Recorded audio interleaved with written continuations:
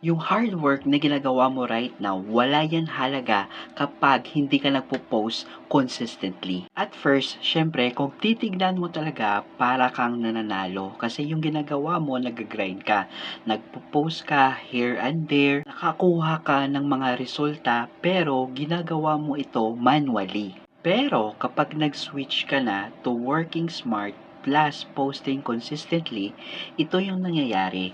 Nagsiset ka ng system. Gumawa ka ng schedule at saka syempre, yung content mo nagtatrabaho na para sa'yo kahit ikaw wala kang ginagawa. Mas maraming chances, mas maraming reach, at saka maraming resulta. Ito yung magiging difference ng nag-hustle ka talaga every post versus gumagawa ka ng sistema that skills your brand at saka content. At lagi mong tandaan yung pagiging consistent talaga sa isang bagay, hindi lang production yung mabibigay sa'yo, magiging unbeatable ka pa.